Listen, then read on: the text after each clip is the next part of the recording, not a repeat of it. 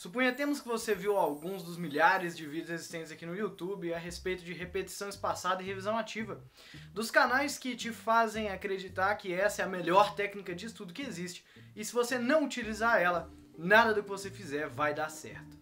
Você está no terceiro ano do ensino médio, está estudando biologia, e você vai fazer vestibular no final daquele ano e precisa se lembrar daquilo que você está estudando agora no início do ano. Você pega seu livro e começa a estudar de forma linear, fazendo uma dúzia de flashcards por página do livro e estudando aqueles flashcards a partir daí, seguindo a curva de esquecimento. Mesmo fazendo seus flashcards toda semana, você ainda não conseguiu aprender as coisas daqueles flashcards de biologia. E agora tem mais flashcards de biologia entrando em jogo, além dos novos que você está fazendo de química, física e das outras matérias.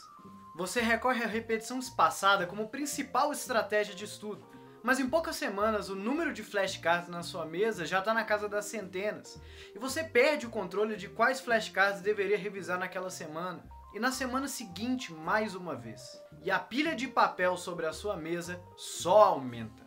Depois de meses insistindo nessa estratégia e se sentindo mal por não estar conseguindo nem aprender, nem revisar todos os seus flashcards, você chega na única conclusão possível nesse cenário, que repetição espaçada não funciona. E o resto é história.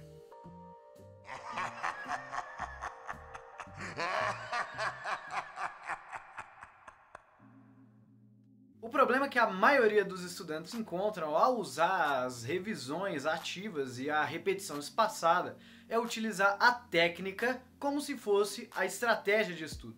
Revisão ativa e repetição espaçada são técnicas de estudo que devem ser aplicadas em situações específicas, mas passam longe de ser a regra geral. A técnica de estudo deve estar de acordo com a estratégia de estudo. Tá, mas o que é esse trem de estratégia de estudo aí? Para vencer um jogo de futebol, basquete, vôlei, qualquer esporte coletivo no geral, é necessário que a equipe treine em conjunto várias e várias vezes. Eventualmente, eles podem utilizar alguma jogada ensaiada, mas para que essa jogada ensaiada funcione, tanto a equipe tem que estar muito bem entrosada e tem que ter ensaiado aquela jogada várias vezes, quanto o treinador tem que estar presente ali para corrigir eventuais pequenos errinhos que podem acontecer enquanto eles estão ensaiando essa jogada. Mas o jogo não é só aquela jogada específica. Para você vencer uma partida de futebol, que acaba quando o apito final acontece e não no final daquela jogada, é necessário que o desempenho individual dos jogadores esteja muito bom, que a equipe esteja muito bem entrosada e também que a estratégia definida pelo treinador da equipe seja efetiva. Moral da história: vencer uma batalha não significa vencer a guerra, assim como acertar uma jogada não significa vencer o jogo. Aqui na nossa analogia, essa jogada ensaiada é uma técnica de estudo. E essa jogada pode funcionar perfeitamente bem quando os jogadores necessários estão em campo e quando as condições favoráveis para ela acontecer estão acontecendo lá na hora da partida. Repetição espaçada e revisão ativa são técnicas de estudo, não são estratégias de estudo. E só para frisar mais uma vez, jogada ensaiada, ou seja, técnica de estudo, é para um momento específico da partida. Estratégia de estudo é para o jogo inteiro. Tá, mas quando que repetição espaçada e flashcards vão funcionar então? Essas técnicas são baseadas numa estratégia de aprendizado mecânico, onde você aprende por repetição. Aqui entra a curva do esquecimento. O que vale é a memorização. Se você quer lembrar a data de um fato ou um fato específico, o caminho é por aqui. Essa é uma estratégia de estudo puramente informacional, ou seja, o foco é a informação em si. E como a gente está nos domínios da curva do esquecimento, que está aparecendo aqui do lado agora, vale muito a pena a gente saber como que essa curva foi descoberta pelo pesquisador que descobriu ela, o Ebbinghaus. O que Ebbinghaus fez para poder chegar na curva do esquecimento foi: ele pegou um papel e listou várias das sílabas mais comuns da língua dele, das sílabas com 3 letras. No nosso caso, vou usar aqui para dar um exemplo, sílabas com 2 letras. Por exemplo, me, te e lá. A partir daí, ele agrupou sílabas de 3 em 3, formando palavras sem nenhum significado específico. palavras totalmente aleatórias e sem conexão entre si e sem nenhum sentido também, como por exemplo, lateme, usando aquelas sílabas que eu dei o exemplo há pouquinho tempo atrás. A partir daí, ele partia para a memorização dessa lista de palavras e de tempos em tempos ele ia tentando recordar como que era a lista, escrevendo e vendo quantas palavras ou quantas sílabas ele tinha acertado. O que valia ali era a memorização pura de informações sem nenhum sentido específico, sem nenhum contexto específico e sem nenhuma conexão entre si. O grande problema desse tipo de estratégia para nós estudantes é que essas informações elas ficam isoladas no cérebro, sem ter criado conexões com nenhumas outras informações que estão lá no cérebro também. E para o cérebro, informação isolada é sinônimo de esquecimento.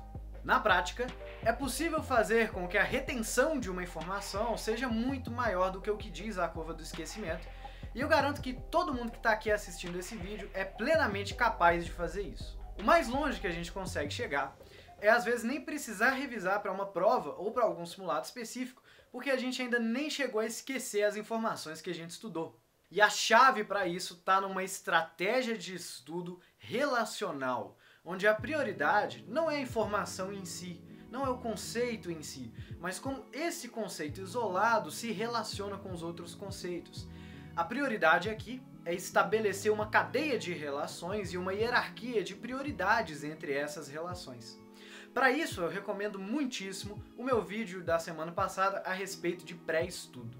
Quando você entra em contato com uma nova informação, existe uma janela muito curta de tempo em que o seu cérebro vai decidir se aquela é uma informação importante e deve ser guardada, ou aquela é uma informação irrelevante e deve ser esquecida. Nesse momento, você deve ter duas coisas em mente. A primeira delas é a motivação que você tem para aprender esse conteúdo específico, que o cérebro leva em consideração na hora de armazenar uma informação.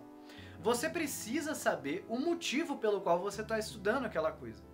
Desde que seja para fazer uma prova na sua escola, para dominar um conteúdo de base para outro conteúdo que você está interessado em aprender, ou para aplicar aquilo na prática na sua vida ou no trabalho. E a segunda coisa que você deve ter em mente quando entra em contato com uma informação nova é como ela se conecta com as outras informações, com os outros conhecimentos que você já tem. Lembre-se, informação em isolamento para o cérebro é sinônimo de esquecimento. Por isso, cada vez que você estiver estudando um conceito novo, faça perguntas como: por que esse conceito aqui é importante? Como esse conceito influencia os outros conceitos que eu acabei de estudar e para onde que esse conceito está me levando? Quais são as conexões que esse conceito aqui tem com os outros conceitos que eu já estudei dessa matéria e com os outros conceitos que eu sei que estão por vir, apesar de ainda não saber o que eles são? E por fim, como que esse conceito pode se aplicar na prática, em um problema ou então na vida real, no meu dia a dia? Priorizando as relações sobre as informações, é possível a gente corrigir a curva do esquecimento para algo parecido com isso, que é muito mais interessante para nós estudantes, já que a gente vai reter a informação durante um período de tempo muito mais prolongado e vai precisar fazer menos revisões, porque a gente já de fato consolidou aquele conhecimento e relacionou aqueles conceitos todos novos que a gente aprendeu. Priorizando as relações em cima das informações, é possível reter o conhecimento por muito mais tempo. E além disso, ainda fica mais fácil de aplicar ele na prática, já que você agora entende de fato como aquele conhecimento se relaciona com os outros conceitos que você já viu anteriormente. Eu espero que esse vídeo tenha sido útil para você. E se você gostou, curta esse vídeo aqui e se inscreva no canal, ativando também o sininho para ficar por dentro do que vem pela frente.